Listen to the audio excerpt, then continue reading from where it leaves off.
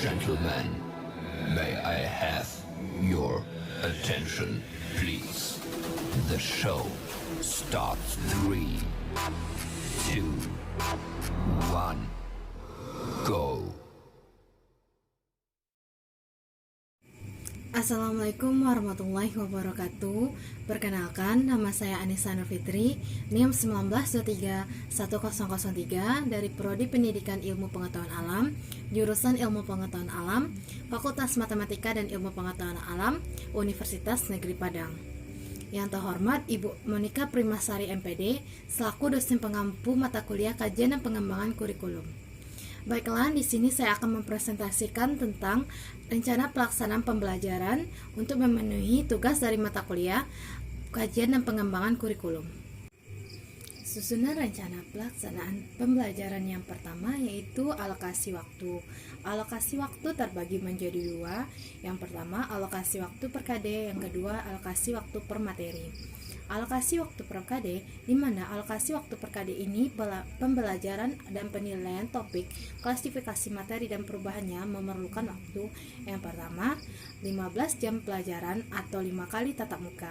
Yang kedua, 5 jam pelajaran per minggu yang diorganisasikan menjadi 2 kali tatap muka, yakni masing-masing 3 jam pembelajaran dan 2 jam pembelajaran. Yang kedua adalah alokasi waktu per materi.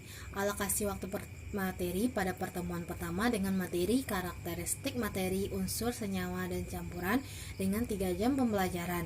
Pada pertemuan kedua, campuran dan sifat larutan asam basa dengan 2 jam pembelajaran. Pada pertemuan ketiga, pemisahan campuran, filtrasi, sentrifugasi, dan kromatografi dengan 3 jam pembelajaran.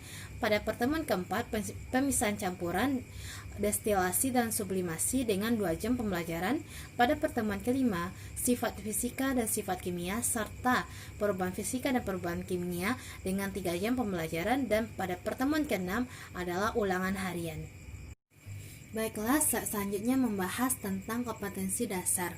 Kompetensi dasar 3.3 berisi tentang menjelaskan konsep campuran dan zat tunggal atau unsur dan senyawa, sifat fisika dan sifat kimia, perubahan fisika dan perubahan kimia dalam kehidupan sehari-hari. Kompetensi dasar 4.3 berisi tentang menyajikan hasil penyelidikan atau karya tentang sifat larutan, perubahan fisika dan perubahan kimia atau pemisahan campuran. Slide selanjutnya yaitu berisi tentang indikator pencapaian kompetensi. Indikator 3.3.1 berisi tentang menggolongkan karakteristik materi. Indikator 3.3.2 berisi tentang menjelaskan perbedaan unsur, senyawa, dan campuran. Indikator 3.3.3 menjelaskan tentang metode pemisahan. Indikator 3.3.4 menjelaskan tentang sifat fisika dan sifat kimia. Indikator 3.3.5 mendeskripsikan perubahan fisika dan perubahan kimia. Selanjutnya, indikator 4.3.1 peserta didik dapat melakukan pengamatan terhadap berbagai materi dalam bentuk padat, cair, dan gas. Indikator 4.3.2 peserta didik dapat melakukan pengamatan terhadap berbagai materi dalam bentuk unsur, senyawa, dan campuran. Indikator 4.3.3 peserta didik dapat menjelaskan pengamatan, inferensi, dan mengomunikasikannya tentang perubahan fisika dan perubahan kimia melalui beberapa rangkaian pengamatan dan percobaan. Indikator 4.3.4 peserta didik dapat melakukan tentang beberapa metode pemisahan campuran seperti filtrasi, sentrifugasi, kromatografi, destilasi, dan sublimasi. Selanjutnya, tujuan pembelajaran. Setelah mengikuti proses pembelajaran, peserta didik dapat Selanjutnya, tujuan pembelajaran. Setelah mengikuti proses pembelajaran, peserta didik diharapkan dapat yang pertama, menggolongkan karakteristik materi. Yang kedua, menjelaskan perbedaan unsur, senyawa, dan campuran. Yang ketiga, menjelaskan metode pemisahan campuran. Yang keempat, menjelaskan sifat fisika dan sifat kimia.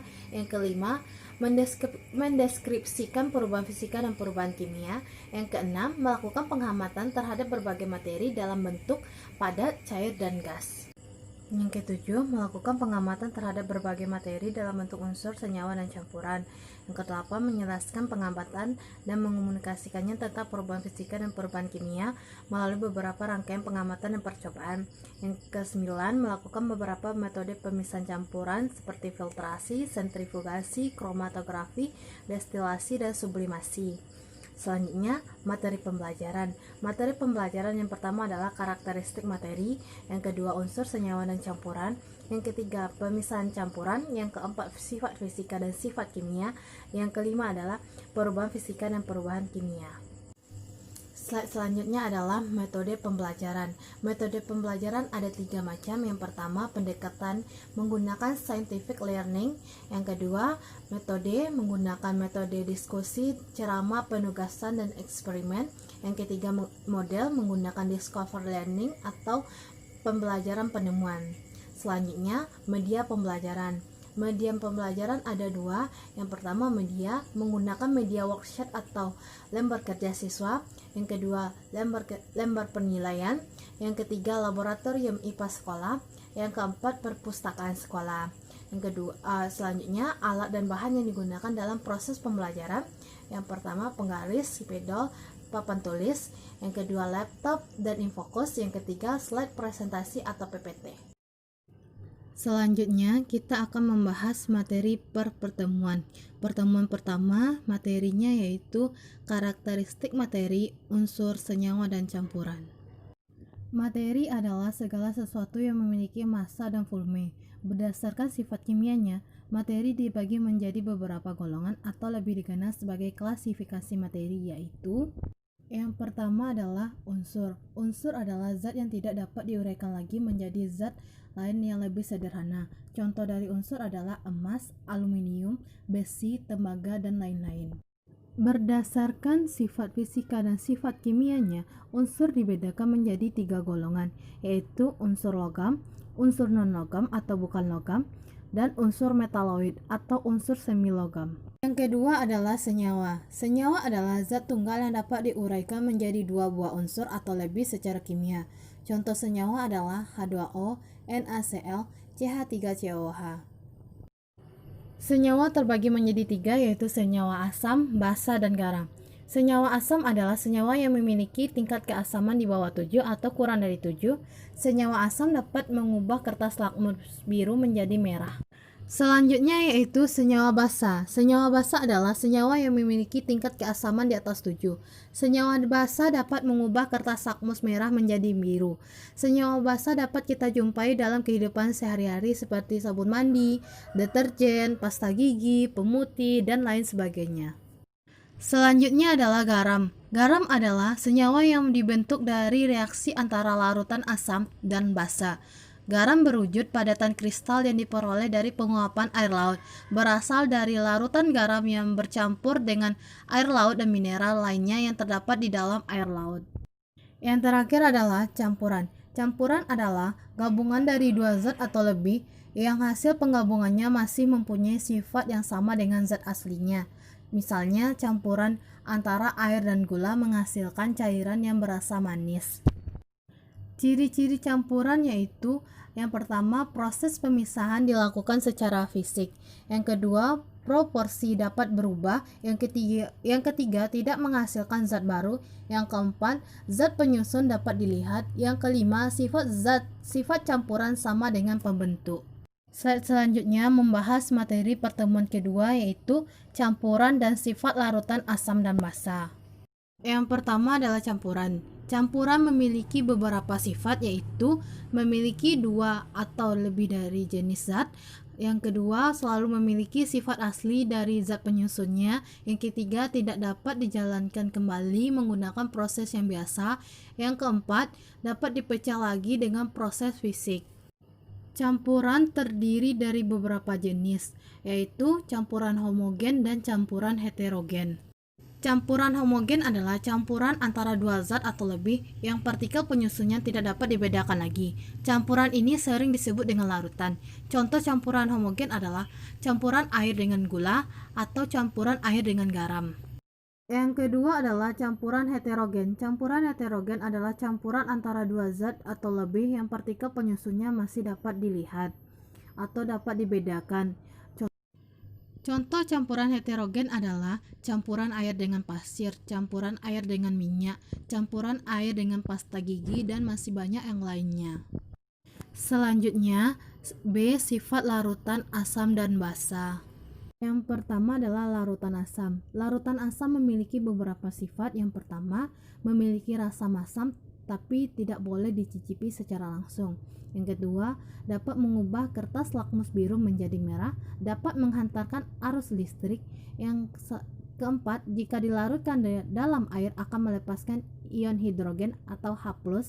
Yang kelima, bersifat korosif terhadap logam. Yang keenam, dapat menetralkan basa. Yang kedua adalah larutan basa. Larutan basa memiliki beberapa sifat, yaitu terasa licin jika terkena kulit, tetapi tidak boleh dicoba pada kulit karena itu sangat berbahaya. Yang kedua, dapat mengubah lakmus merah menjadi biru. Yang ketiga, dapat menghantarkan arus listrik. Yang keempat, apabila dilarutkan di dalam air akan melepaskan ion hidroksil atau OH-. Yang kelima, dapat menetralkan asam. Yang ketiga adalah larutan garam. Larutan garam memiliki beberapa sifat, yaitu dapat menghantarkan listrik, tidak dapat mengubah warna kertas lakmus merah maupun biru karena larutan garam bersifat netral. Selanjutnya, pertemuan ketiga. Pertemuan ketiga akan mempelajari materi pemisahan campuran, yaitu filtrasi, sentrifugasi, dan kromatografi. Pemisahan campuran yang pertama adalah dengan metode filtrasi. Filtrasi adalah pemisahan campuran yang memisahkan campuran berdasarkan ukuran partikel melalui sebuah penyaringan. Tujuan dari metode filtrasi ini adalah memanfaatkan limbah atau air kotor untuk digunakan kembali. Yang kedua, mengurangi resiko meluapnya limbah atau air kotor. Yang ketiga, mengurangi penyakit yang disebabkan oleh air kotor dan lain-lain. Selanjutnya, manfaat dari metode filtrasi ini adalah yang pertama, air keruh yang dipakai dapat berasal dari mana saja seperti telaga, sawah, sungai, air, dan lain-lainnya. Yang kedua, bisa mengubah air keruh menjadi lebih bening. Yang ketiga, bisa menghilangkan bau yang tidak sedap dari air keruh. Yang keempat, cara ini dapat dipakai untuk desa yang masih jauh dari daerah perkotaan dan tempat terpencil. Contoh penggunaan metode filtrasi yang pertama adalah penyaringan kopi, yang kedua pembuatan santan kelapa, yang ketiga penyaringan debu pada AC. Yang kedua adalah metode sentrifugasi. Prinsip metode sentrifugasi berdasarkan pada perbedaan massa jenis yang dimiliki oleh komponen yang ada dalam campuran. Umumnya metode ini dilakukan untuk zat berbentuk cairan. Metode ini digunakan untuk memisahkan zat cair yang tidak memiliki daya larut. Yang ketiga adalah metode kromatografi. Kromatografi merupakan cara pemisahan campuran menjadi komponen-komponen zat penyusunnya berdasarkan perbedaan kecepatan zat-zat tersebut bergerak bersama-sama dengan pelarutnya pada permukaan suatu benda penyerap.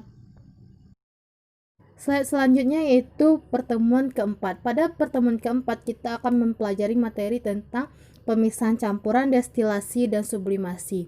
Pada pertemuan ini kita akan membahas tentang pengertian destilasi dan sublimasi, manfaat destilasi dan sublimasi, serta prinsip kerja dari metode destilasi dan sublimasi. Selanjutnya yaitu pertemuan kelima. Pada pertemuan kelima kita akan mempelajari materi tentang sifat fisika dan sifat kimia, serta perubahan fisika dan perubahan kimia. Pada materi ini kita akan membahas tentang menjelaskan apa itu sifat fisika dan apa itu sifat kimia. Serta pada pertemuan kali ini kita juga akan membahas tentang mendeskripsikan perubahan fisika dan perubahan kimia, serta keterkaitan perubahan fisika dan perubahan kimia dalam kehidupan sehari-hari. Selanjutnya yaitu bentuk penilaian. Bentuk penilaian terbagi menjadi 3, yaitu penilaian sikap, pengetahuan, dan keterampilan. Pada penilaian sikap ini terdiri dari beberapa penilaian. Yang pertama, penilaian observasi. Pada penilaian observasi dilakukan pengamatan sikap dan perilaku peserta didik dalam sehari-hari. Yang kedua, penilaian diri, dan yang ketiga adalah penilaian teman sebaya. Selanjutnya, bentuk penilaian yang kedua adalah bentuk penilaian pengetahuan. Pada bentuk penilaian pengetahuan ini terdiri dari beberapa aspek. Yang pertama aspek percakapan, yang kedua partisipasi dalam pembelajaran, yang ketiga partisipasi dalam bertanya. Pada aspek ini kita dapat melihat dan menilai bagaimana siswa dalam proses pembelajaran, apakah dia aktif atau tidak dalam proses pembelajaran. Bentuk penilaian yang terakhir adalah keterampilan. Bentuk penilaian keterampilan ini terdiri dari beberapa aspek. Yang pertama, praktikum, penilaian diri, penilaian proyek, dan penilaian portofolio. Dan dari sini kita dapat melihat apakah siswa tersebut sudah memahami atau belum tentang materi yang telah dipelajari, dan apakah indikator pencapaian materinya sudah tercapai atau belum. Sekian dari video presentasi saya mengenai susunan rencana pelaksana pembelajaran IPA. Sekian, terima kasih. Saya akhiri. Wassalamualaikum warahmatullahi wabarakatuh.